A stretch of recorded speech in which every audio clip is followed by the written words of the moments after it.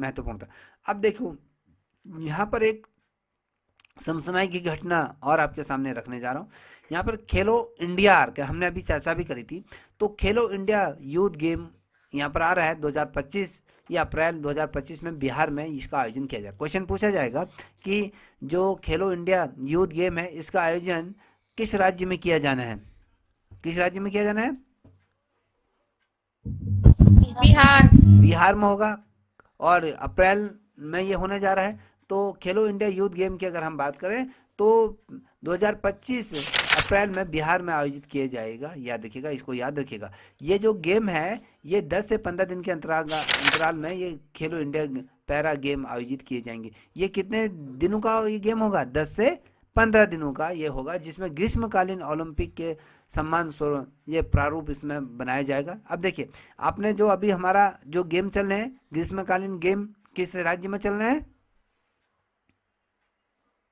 Sir Uttarakhand. Uttarakhand. Uttarakhand में। तो आपने जब हमने देखा कि जो राष्ट्रीय खेल जो अभी चल रहे हैं तो वो किसके फॉर्मेट को फॉलो करता है?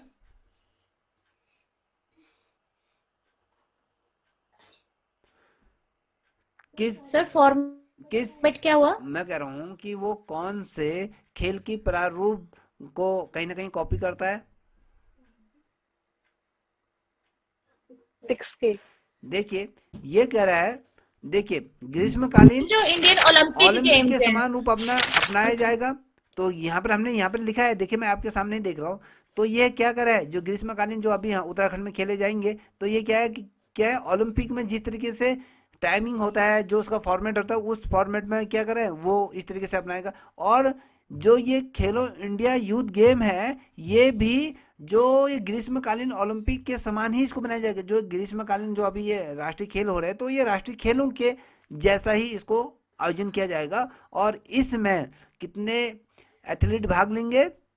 तो याद रखिएगा 10,000 से अधिक एथलीट 10,000। इसमें भाग लेने जा रहे हैं, जो विभिन्न खेलों में अपनी जो प्रतिभा का यहाँ पर क्या करें प्रदर्शन करेंगे। याद रखिएगा, यह घोषणा केंद्रीय युवा मंत्रालय के जो खेल मंत्री हैं, खेल मंत्री कौन है आपको पता है? खेल मंत्री कौन है? मांडविया। हाँ, तो मनमुख हैं, मनसुख मंडविया। मांडविया करके है। तो इन्होंने महिला एशियाई चैंपियन ट्रॉफी अगर कहें जो ट्रॉफी अगर कहें चैंपियनशिप की मेजबानी करने की क्षमता के लिए बिहार की प्रशंसा की। इन्होंने कहा कि यार ये क्या करेगी, जो महिला Asia champion trophy hockey championship की क्या करेगी, मेजबानी करेगी। कौन करेगा? ये बिहार को इन्होंने कहा कि ये क्षमता बिहार में है, तो इसलिए हॉकी चैंपियनशिप की मेजबानी की क्षमता बिहार की, ये प्रशंसा की। और ये खेल अगर देखें प्रधानमंत्री मोदी का जो खेलो इंडिया खेलो है जो वो है एक तरीके से विजन है उसको फॉलो करता है। तो प्रधानमंत्री मोदी के खेलो इंडिया गेम को देश भर में कहीं ना कहीं विकसित करने के लिए, खेल के बुनियादी ढांचे और जमीनी स्तर की प्रतिभाओं को विकसित करने के लिए खेलों के माध्यम से एक मजबूत राष्ट्र का निर्माण करने में कहीं ना कहीं महत्वपूर्ण योगदान देगा। तो बेसिकली ही आपको एक चीज़ बता दूं, क्योंकि बिहार में इसी वर्ष चुनाव होने जा रहे हैं, तो कहीं ना कहीं उसको मद्देनजर रखते हुए प्रधानमंत्री की जितने भी जो योजनाएं हैं उनको कहीं ना कहीं धरातल पर लाने के लिए या कहीं उनको कहीं ना कहीं क्रियान्वित करने के लिए कोशिश की जा रही है। तो आप यहाँ पर देख पा रहे होगे। अब बात करेंगे अगले टॉपिक की तरफ चलते हैं। तो ये कौन है मुझे बता सकती हैं? अभी तो आपने लक्ष्य सेन को पहचान लिया था, तो मुझे लगता है कि आई थिंक आप इसे भी पहचान लोगे। चलिए बताइए। सर पंकज आडवाणी। क्या है? पंकज आडवाणी, बिल्कुल सही, बिल्कुल सही। तो पंकज आडवाणी ने विश्व जो 2024 का, सॉरी, पंकज आडवाणी ने क्या 2024 का विश्व बिलियर्ड्स चैंपियनशिप यहाँ पर जीती। ये क्या होती है पता है आपको? कोई बताएगा ये होता क्या है? सर वो जो टेबल के ऊपर बॉल्स स्टिक के साथ बॉल्स मारते हैं, उसको होल में डालते हैं। बिल्कुल सही कहा, आपने देखा है। तो यहाँ पर अनुभवी, ये बहुत ज़्यादा अनुभव लिए हुए हैं, पहले भी इन्होंने कई खिताब जीते हैं। तो भारतीय बिलियर्ड्स खिलाड़ी ये क्या है, पंकज अडवाणी ने 2024 में ये क्या करे, बिल्डर्स चैंपियनशिप यहाँ पर जीत कर इन्होंने ये अपने नाम करी। और ये जो खिताब था 28वां विश्व चैंपियनशिप, लगातार इन्होंने 7वीं बार यहाँ पर जीत हासिल करी है। तो इसीलिए ये बहुत ही ज़्यादा इस खेल के धुरंधर माने जाते हैं, क्योंकि इस खिताब पर इन्होंने कितनी बार इन्होंने कब्जा किया हुआ है? 7 बार। 7 बार ये लगातार जीते। क्वेश्चन पूछा जाएगा, विश्व का वह कौन सा खिलाड़ी है जिसने बिलियर्ड्स चैंपियनशिप में 7 बार लगातार जीत हासिल की हुई है? पंकज आडवाणी। बिल्कुल से। कतर के दोहा में अंतर्राष्ट्रीय बिलियर्ड्स और स्कूर महासंघ द्वारा आयोजित इस चैंपियनशिप में 29 वर्षीय आडवाणी ने 9 नवंबर 2024 को इंग्लैंड के रॉबर्ट हॉल को रोमांचक फाइनल में मैच में 2-4 से हराया। क्वेश्चन पूछा जाएगा कि 28वां विश्व खिताब बिलियर्ड्स का किस देश के अंतर्गत खेला गया था? Sir Qatar. कतर में खेला गया था।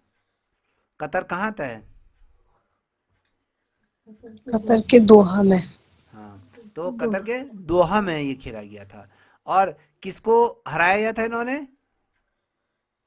किस देश के खिलाड़ी को हराया था? इंग्लैंड का रॉबर्ट हॉल। रॉबर्ट हॉल को। तो याद रखिएगा ये कब हराया गया था, कब हुआ था ये? 9 नवंबर 2024 को। आप ये थोड़ा, हमारा राज्य स्थापना दिवस जिस दिन था, तो उस दिन कहीं ना कहीं भारत को एक बहुत बड़ी जीत हासिल हुई थी। तो इस तरीके से भी चीज़ों को याद किया जा सकता है। तो यहाँ पर क्या हुआ था, तो यहाँ पर जो पंकज आडवाणी थे, तो इन्होंने विश्व बिलियर्ड चैंपियनशिप में 28वां खिताब इन्होंने अपना नाम किया। और साथ ही अगर उस समय इनकी एज कहें तो 39 साल के ये हैं। तो ये देख पा रहे होंगे, ये इनके हाथ में ट्रॉफी आप देख पा रहे होंगे। तो ये खींचा, और ये मैच कितने से इन्होंने जीता? 4-2 से ये मैच ये इन्होंने क्या करा, 4-2 से ये हराया। और आडवाणी के कैरियर में 2006 से लेकर 2010 तक यहाँ पर जीते और 2 एशियाई खेलों में इन्होंने स्वर्ण पदक भी जीता। तो याद रखिएगा, ये अगर हम बात करें तो लगातार ये रहे 2006 और 2014 में जीते। आडवाणी के कैरियर की अगर हम बात करें 2006 और 2010 में इन्होंने 2 एशियाई खेलों में स्वर्ण पदक। क्वेश्चन पूछा जाएगा कि पंकज आडवाणी ने 2 एशियाई खेलों में स्वर्ण पदक किस वर्ष जीते थे? 2006 और 2010। अब मैं कहूँगा कि वह कौन सा विश्व बिलियर्ड चैंपियन है जिसने 2 बार एशियाई खेलों में स्वर्ण पदक जीता? पंकज आडवाणी। पंकज अडवाणी ने किस वर्ष 2 स्वर्ण पदक जीते थे? किस वर्ष जीते थे? 2006 और 2010। आप कहोगे यार ये कैसे क्वेश्चन बनेगा? तो ये क्वेश्चन बने 2010, 2006 और 10। और यहाँ पर पूछा जाएगा 2006 से 9, 2007 से 2010, और इनमें से कोई नहीं। तो 4 ऑप्शन आपके सामने आ गए। तो आपको इतना पता होना, 6 और 10 में ये जीता था।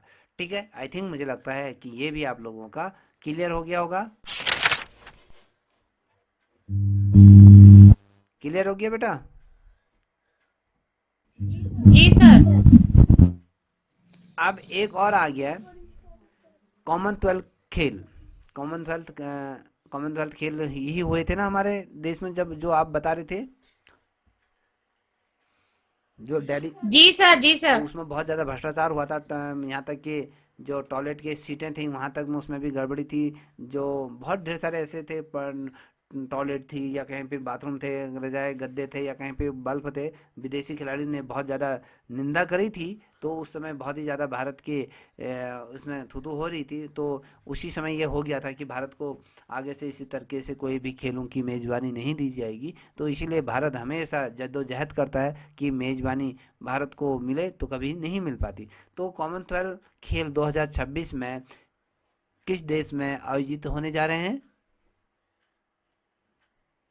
स्कॉटलैंड। किस स्थान पे होने जा रहे हैं? ग्लासगो। तो याद रखिएगा, बहुत महत्वपूर्ण है, बहुत बहुत बहुत महत्वपूर्ण है, याद रखिएगा। तो इसको याद रखिएगा। और इसका आयोजन कब से कब तक होगा? सर 23 जुलाई से 2 अगस्त। बिल्कुल सही, 23 जुलाई से 2 अगस्त तक इसका आयोजन होगा ग्लासगो में, स्कॉटलैंड में। कॉमनवेल्थ खेल 2026 ये मेजबानी करेगा स्कॉटलैंड। ठीक है, तो 2026 कॉमनवेल्थ खेल की अगर बात, 2026 ग्लासगो स्कॉटलैंड में 23 जुलाई से 2 अगस्त 2026। मुझे एक ये क्या बोलते हैं, रोशनी, उत्तराखंड में जो 38वें सर राष्ट्रीय खेल आयोजित हो रहे हैं, मुझे रोशनी बताएगी। सलमा आप अपना माइक बंद कर लो। तो मुझे ये बताओ बेटा कि जो उत्तराखंड में जो 38वें राष्ट्रीय खेलों का आयोजन हो रहा है वो किस तिथि से किस तिथि तक होने जा रही हैं? सर 28 जनवरी से 14 फरवरी तक। कितने इवेंट होने जा रहे हैं?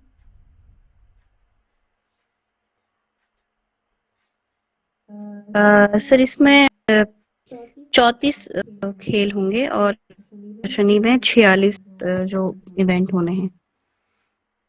अच्छा, 2 प्रदर्शनी खेलों में 46 इवेंट और 34 मुख्य खेल। तो जो योगासन कौन से जनपद में होने जा रहा है? अल्मोड़ा में। राफ्टिंग? राफ्टिंग टनकपुर। और हैंडबॉल और वॉलीबॉल और साइकिलिंग और साइकिलिंग रोड कहाँ हो रहे हैं? रुद्रपुर में। Good, very good. ठीक है, ठीक है। अब यहाँ पर देख पा रहे होगे, तो यहाँ पर हमने कहा 23 जुलाई से 2 अगस्त 2026 तक ये खेलों का आयोजन, भव्य आयोजन किया जाएगा आपके ग्लासगो में।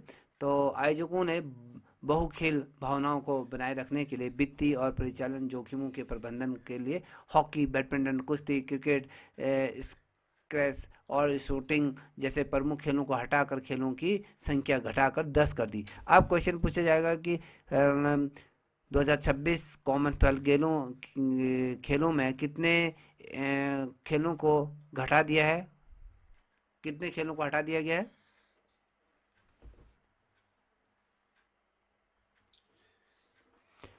कितने खेल घटा दिए हैं?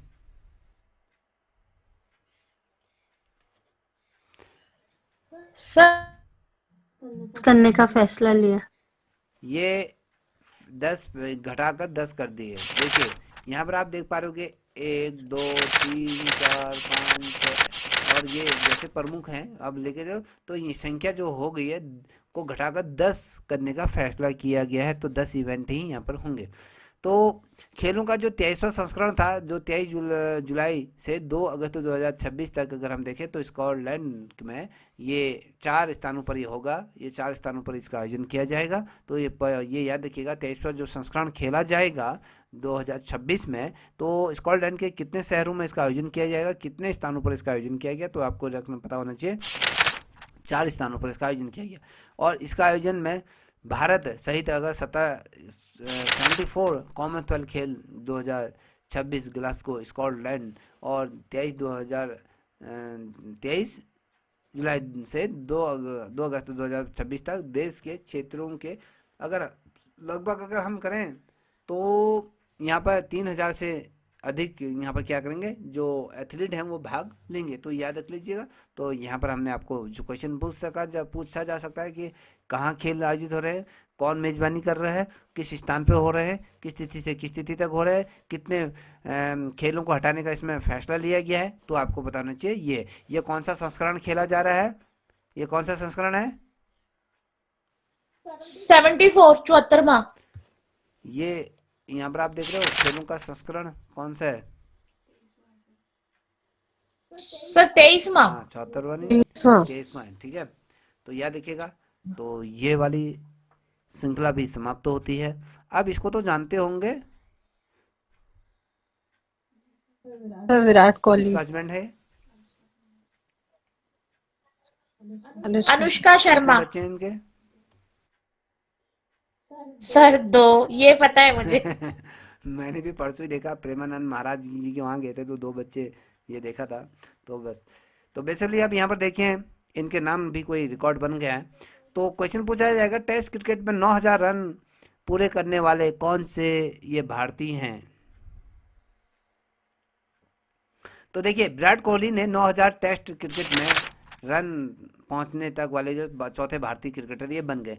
चौथे नंबर के 9000 जो टेस्ट क्रिकेट में अपने रन बनाने वाले चौथे नंबर के बन गए। तो याद रखिएगा बहुत ज़्यादा महत्वपूर्ण ये सोच लीजिए, मैं जो ये आपके सामने जो ये समसमय की घटना ला रहा हूँ ना, ये आप सोच रहे होगे कि ये इसी तरीके से होंगे, नहीं, मैं बहुत छांट छूट के इन श्रृंखलाओं को बना रहा हूँ तो जो कि आपके एग्जाम के दृष्टिकोण से हेल्पफुल रहेंगे।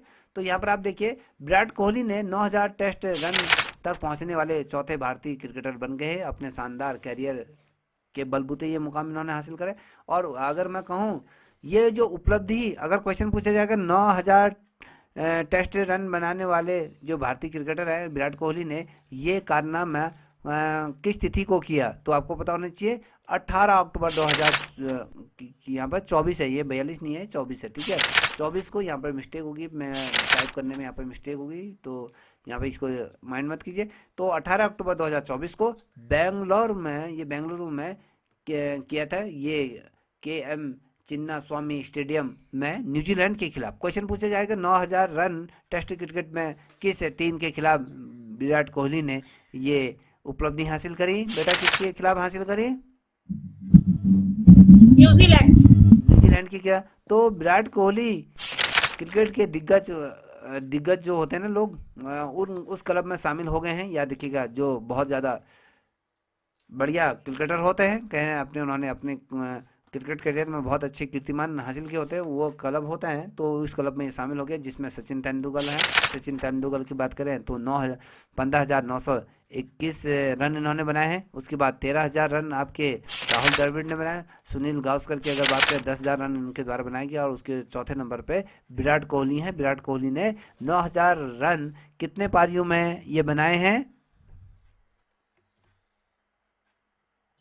सर 197। बिल्कुल है, 197 टेस्ट पारियों में पत्थर तक पहुंचे। कहने का मतलब है कि यहाँ इस मुकाम तक हासिल करने के लिए 197 टेस्ट क्रिकेट पारी इनके द्वारा खेली गई, जिससे वह इस उपलब्धि को हासिल करने वाले चौथे सबसे तेज भारतीय और कुल मिलाकर 13वें नंबर के ये तेज भारतीय बन गए। तो कुल मिलाकर अगर देखें 13वें सबसे तेज भारतीय खिलाड़ी बन गए हैं। तो वैसे क्रम कौन सा है इनका?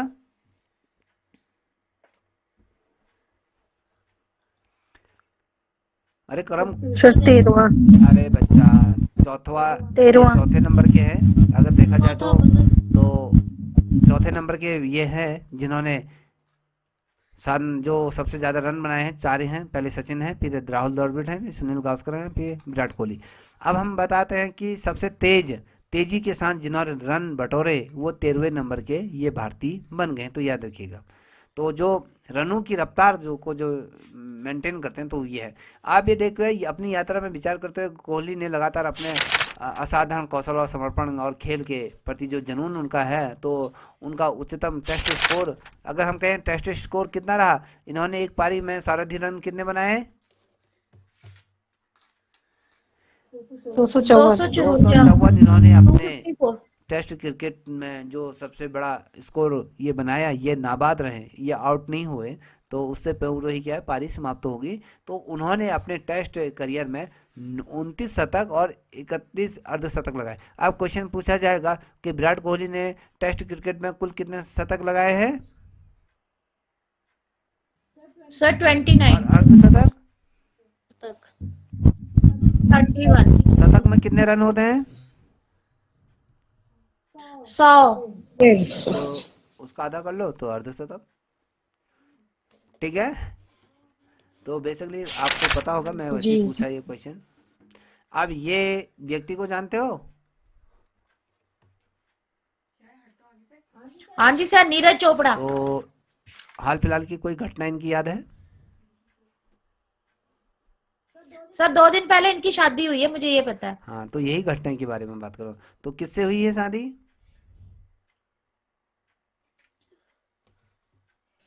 सर कोई अजीब सा नाम था, मैं भूल गई। तो वो टेनिस खिलाड़ी हैं, है ना। जी सर। सर अमेरिका में क्या करती हैं? अच्छा, तो ये इनकी शादी हुई है। तो अगर हम बात करें नीरज चोपड़ा, ठीक है, हिमानी है उसका नाम। तो डायमंड लीग में पुरुषों की जैवलिन थ्रो, ये कौन, ये जो फेंकता है ये क्या है, जैवलिन थ्रो, जिसे हम भाला फेंक कहते हैं। तो भाला फेंक में नीरज चोपड़ा दूसरे स्थान पर है। तो आपको पता है कि नीरज चोपड़ा ने किस वर्ष ओलंपिक गोल्ड मेडल जीता था?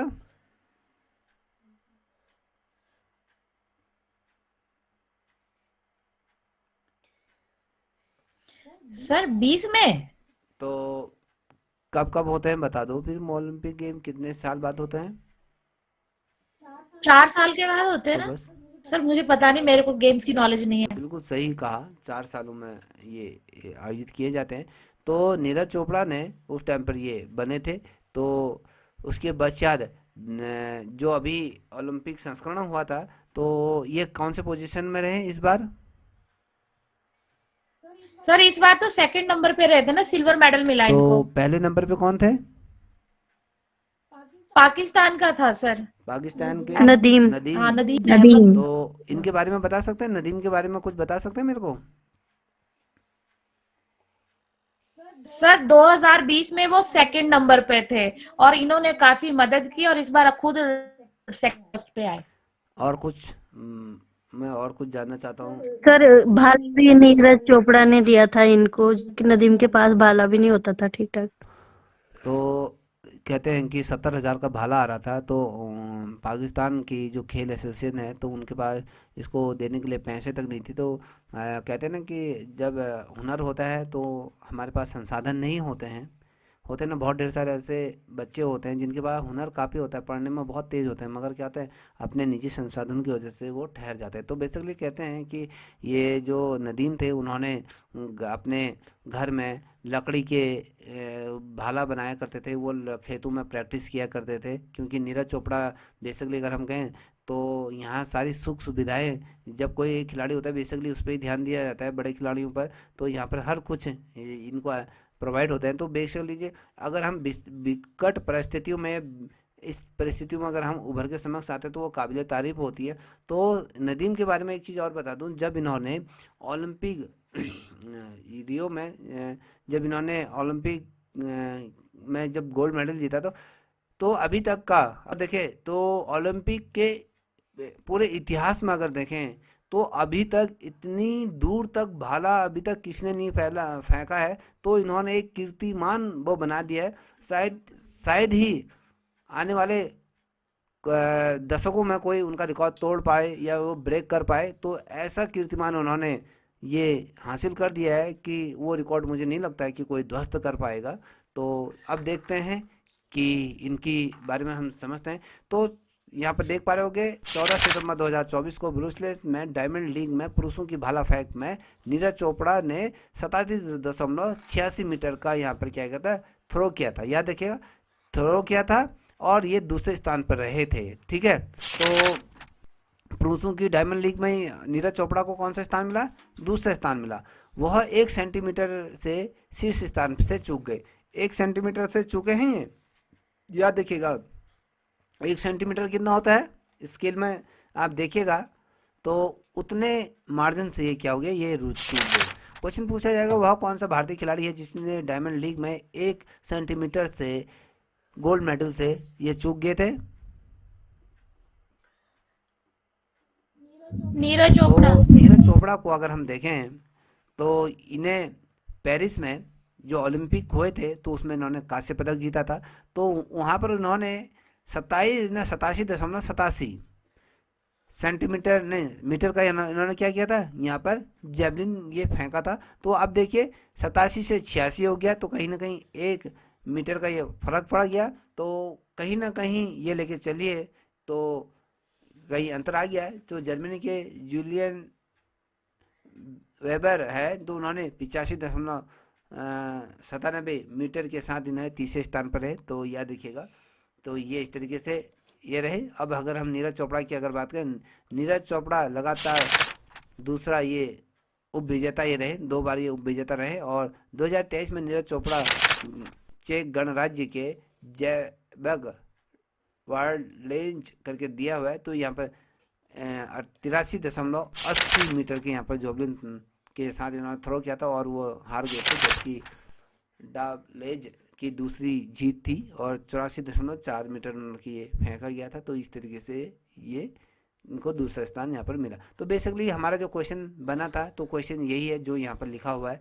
तो ये वाला जो यहाँ पर देख पा रहे होगे, इतना बड़े शब्दों में लिखा डायमंड लीग में पुरुषों की भाला फेंक में नीरज चोपड़ा दूसरे स्थान पर रहे और कितने मीटर से, कितने सेंटीमीटर से अपना गोल्ड मेडल जीतने से रह गए, 1 सेंटीमीटर ये रह गए थे। तो यह देखिएगा। तो बेसिकली इसमें से 2 ही क्वेश्चन यहाँ पर बनते हैं। इतना समझ में आ गया? जी सर। तो आज की श्रृंखला आपको कैसी लगी? सही लगी है?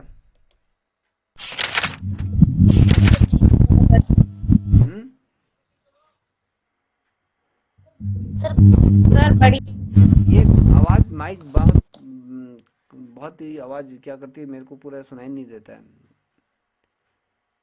ये ममता आप बोलो तो। ये मैंने कहा सर बहुत अच्छी लगी आज की। ममता तुम्हारा जो माइक है ना, तुम्हारा माइक बहुत आवाज करता है। आप अपना माइक बंद करो। जी सर। ममता अपना माइक बंद करो। यहाँ पर सलमा आप बोलो। सर बहुत अच्छा। आ रही ना आवाज? आ रही स्पष्ट से? जब ये ममता जी का माइक खुलता है तो मुझे लगता है कहीं ना कहीं वो एक बफर जैसी आवाज आती है। मेरे को ही आती है, सभी को आती है? हाँ सर, हाँ सर बहुत आवाज आ रही है। रोशनी आती है आवाज या मेरी ही आ रही है? आती है तो सर। ये ममता आप माइक या क्या लगाती हैं, हेडफोन लगाती हैं या फिर वो कुछ करती होंगी आप? नहीं नहीं सर, हेडफोन नहीं लगाती हूँ। अगर आवाज आ रही तो फिर हेडफोन लगाऊंगी सर, हेडफोन नहीं तो लगाती हूँ। हेडफोन लगाओ करो, तुम्हारी आवाज एकदम कहते हैं बर्फिंग करती है बहुत ज्यादा। जी सर। ये विद्या जी समझ में आ गया? जी तो मैं सर। ये वाली पीडीएफ आपको सेंड कर दूंगा। अब देखिए यहाँ पर मैंने बहुत ढेर सारे बना के देखिए। देखिए अब यहाँ पर जो मैं कल जो हम पढ़ेंगे, क्योंकि 11 बजने वाला है, तो यहाँ पर देखिए कल ये बहुत ज़्यादा महत्वपूर्ण है। अभी यहाँ पर देखिए मनु भास्कर है, डी गुगेश है, ये हिमा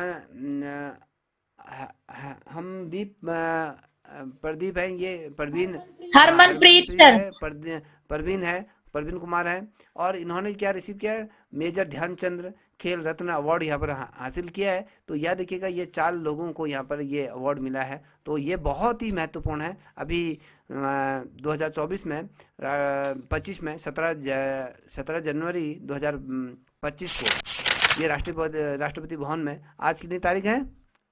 22 है ना?